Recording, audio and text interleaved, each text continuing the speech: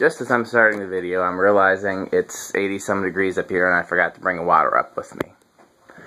So, this is a Homestead Universal, 52-inch antique brass, 6 blades. It is for sale.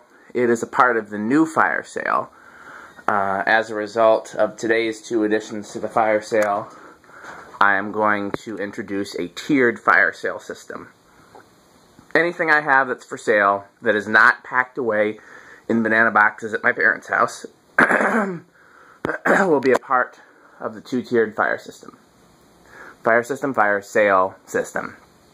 I'll also explain, I guess, because people don't always know, a fire sale is just an expression for trying to sell stuff quickly at, below cost. In other words, you're losing money in order to sell stuff quickly. Let's say a store paid $10 for a shirt, but then they need that shirt gone so they can bring in the new season shirts. They might sell it for $5. And the term originated to sell leftover merchandise after a business had a fire. So let's say I had a clothing store, and the store had a fire, and not all the shirts were damaged, but in order to rebuild after the fire, I have to get rid of everything. So I'd sell the old stuff for, $5 a shirt, even though they cost me $10, and then rebuild with all new merchandise or whatever. Anyhow, that's just a term. Fire sale is just an expression. But here's the terms of the new fire sale. It'll be a tiered system. Anything that I would normally sell for $50 or less will sell for $25. Anything that I would normally sell for $100 or less will sell for $45. Anything that I would normally sell for $150 or less will sell for $65. So, in this case, Homestead Universals, I think I normally price at $75. And this one, until and unless it gets packed away at my folks' house, this will be for sale for $45 plus shipping. And if nobody bites and you want to try to offer less than that, you can always try, but there's a good chance that I'm not going to take less than that because I'm better off, in that case, parting it out or selling it to somebody local for $20 and then I don't have to pack and ship it, or giving it away. And basically everything that's in the fire sale is ultimately going to be either parted out or given away if it's not sold. So that's something to keep in mind. Because I just simply don't have room for everything. So the stuff that's not packed away, that's not a priority to me, again, it's most likely going to be parted out because capacitors and pull chains and mounting brackets and all of that are worth more to me than giving a fan away. And then I can sell the motor for scrap, and, it's not ideal, but that way I get the space and I get some extra parts. Or I'll give it away to another collector if there's somebody that I don't have to ship it to, or I'll trade it, or, So, hope that explains that. And everything from the fire sale up till now will still be $25 plus shipping. The Hunter Studio, which was not necessarily a part of the fire sale, the one with the step switch housing and 5 blades, that'll be the $45 tier. I've got 2 of those. Still up to video one of them. I can't think if there's anything else. Some stuff, like I said, not everything fits into that. But enough talking, let's try it out. Low. 1, 2, 3. There was a bookstore here in town called Booked for Murder that had, it was a very normal-looking, small bookstore in a strip mall with a drop ceiling and fluorescent lights and, track lights over the windows and stuff.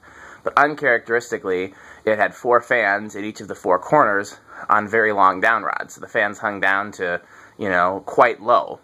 And the 2 in the front were Homestead Universals, and the 2 in back. That's giving me a good breeze, even on low. I'm impressed. The 2 in the back were possibly Emerson's. They were some sort of builder fan with, builder fan Panama vents, if that makes sense. But they look cheaper than, the Alaska-made Emerson ones, so I don't know what they were. And given that they had Universals, all the fans probably came from Madison Lighting, which did sell Emerson and Craft Made and Casablanca and Minka and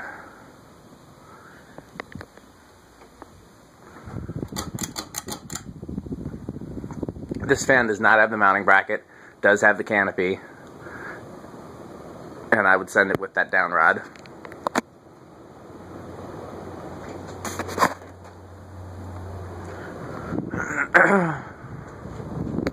These are considered to be good fans. They're made by Halsey. They are quiet and move a lot of air. Not as much air as winds, apparently.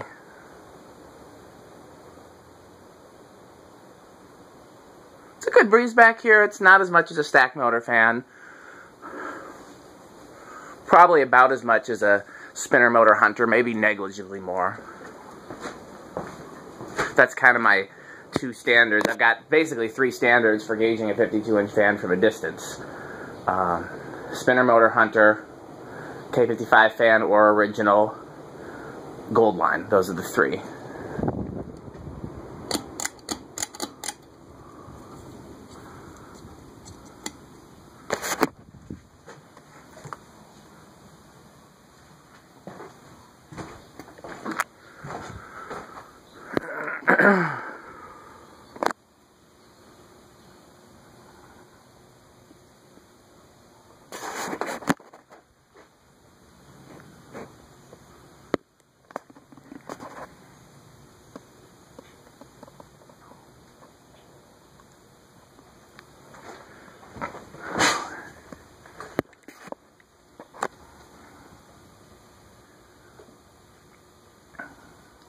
If you know what antique fan this is a kind of distant replica of, post it in the comments. I think I've talked about it before, but if I haven't, it might be obvious.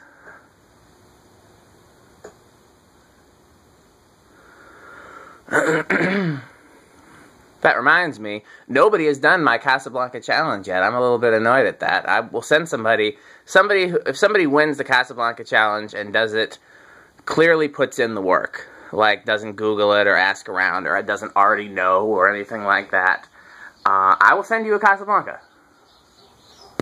Send you a Casablanca from the fire sale if I have any left. So, for those who don't remember, the Casablanca challenge is, watch the movie Casablanca, list all the antique fans that appear, and their Casablanca Fan Company replicas.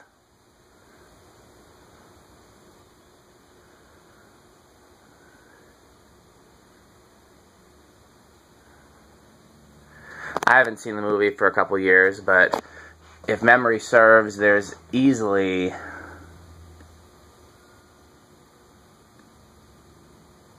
there's at least 4 different antique fans that appear in the movie. I think there might even be more than that. I haven't seen it in some years. If anybody ever does submit, I will have to watch it again to make all the notes.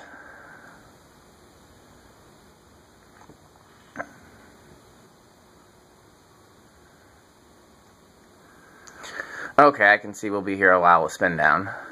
You guys know I'm not a fan of that. As much as a long spin down is kind of a good thing. Okay.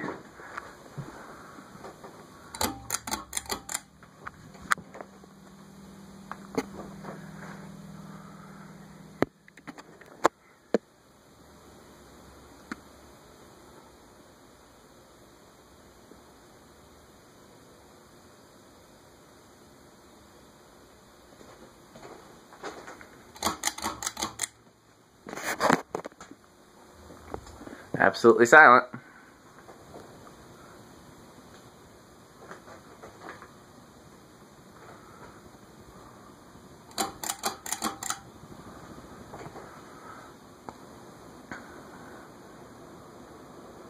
I saw a lot of Universals as a kid, and I particularly like them.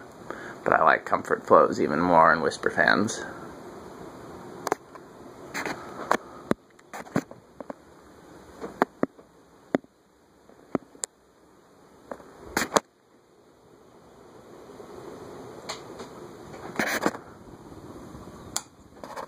Let's see if I can trick it into spinning down quicker.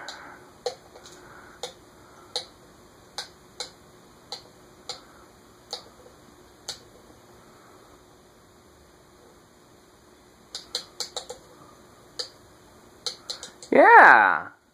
Wait, no. Almost. I came so close to nailing it. Okay. 1 microfarad. 2 microfarads. Yeah, I knew 2 would make it move. 0.09, by the way. The current draw on these is nice and low. It's like 0.6 for high, so...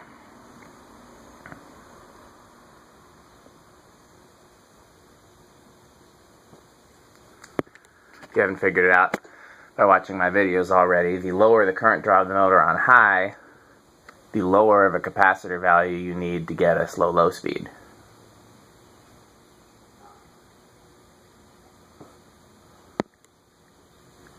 So that's 2 microfarads, 0.09 amps, 3 microfarads, 0.14.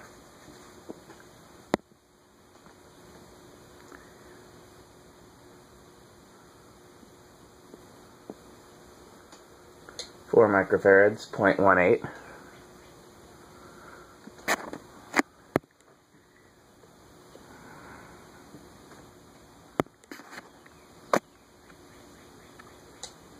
5 microfarads, 0.23.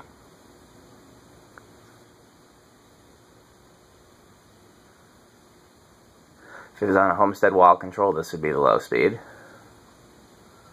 6, 7.31.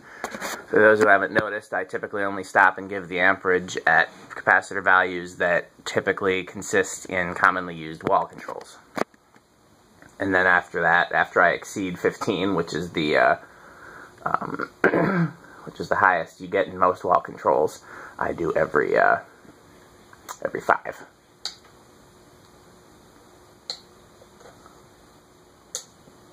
10.41.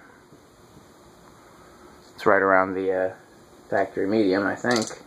Can't quite remember what that was, but it's close at least. An itch on my back, which is why the camera is shaking. I keep trying to scratch it unsuccessfully.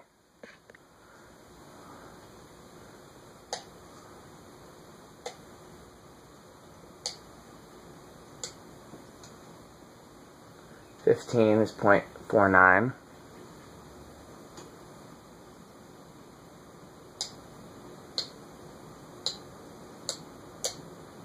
20.55.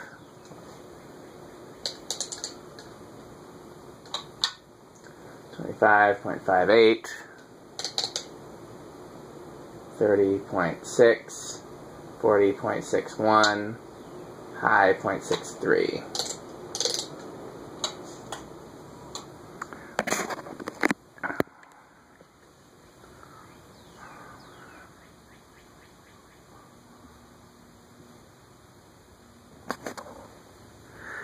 Back to having music in my head, I guess. And right now it's a song called Celebrate the King that I played for a reunion concert. Was it last weekend or the weekend before? I guess it was last weekend. And I've been editing and uploading those videos. My videos of me playing organ and guitar, I actually have to go through and edit and separate them into songs and, you know, things of that nature. So that takes a lot longer to get those uploaded. The fan videos are usually up the same day or the next day.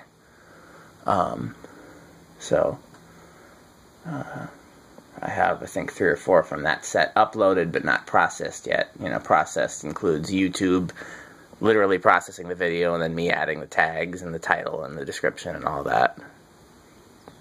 But I left off at Celebrate the King, so that video will be up within a few days, and you can, if you care, you can listen to it and see what I'm talking about. I know we have at least a couple fan collectors that are drummers, and the drummer that did this concert with me is a well-respected drummer from Milwaukee named Olin Franklin, who I've worked with for probably 15 years now, who is about to go on tour with Mary J. Blige, and is currently on tour with the Sean Hinton Project. I can't remember what the name of Sean Hinton's project is. It might just be the Sean Hinton Project. And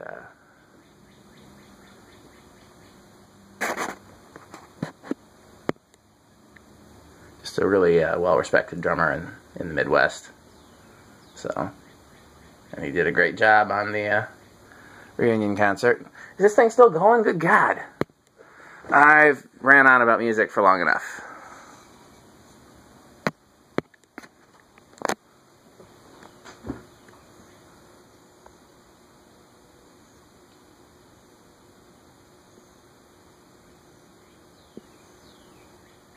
.06 is where it starts the solid state control.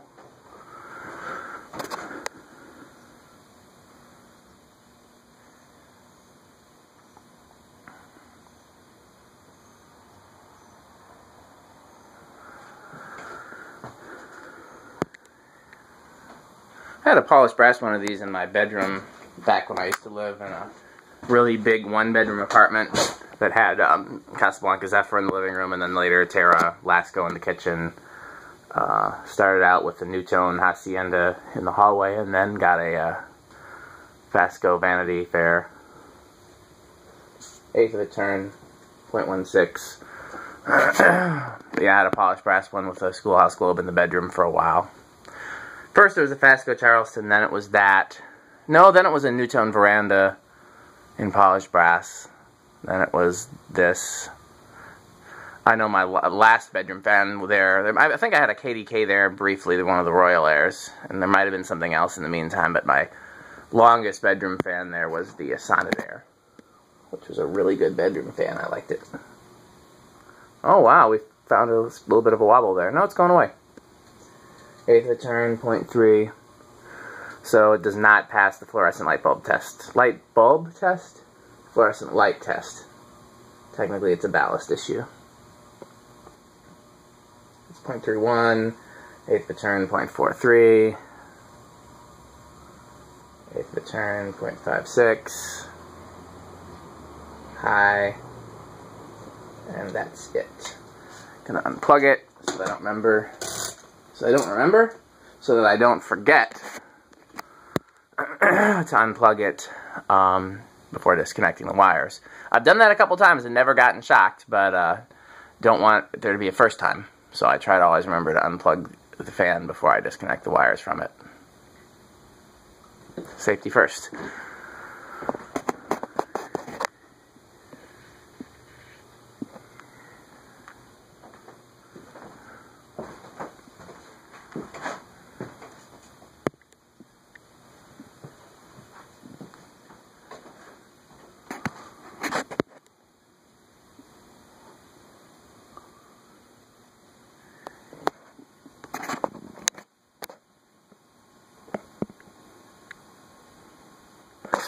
It's interesting, Homestead's designs. They started out with the Whisper Fan 1, which was, I don't know what that would have been a replica of. Not a fern leaf. It's kind of a fern leaf pattern, but it's very different. Either they took a fern leaf and just changed some things about it, or they were replicating some other antique. It's as close to a CF28 as it is to a fern leaf, with the ornate sideband and all. So I don't know what they were going for with that. Then the Whisper Fan 2 was the S-vent, which, that's a Turek thing.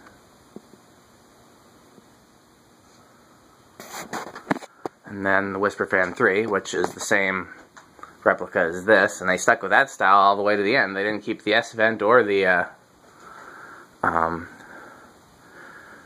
you know, ornate fern leafy kind of thing, but they kept this through the buyout.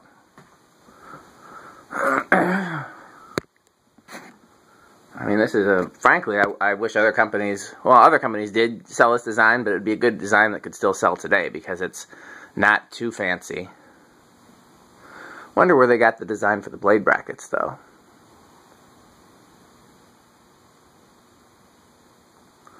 Wonder if that's based on an antique, or if it's just a, they took essentially the Hunter blade bracket, which is what's on the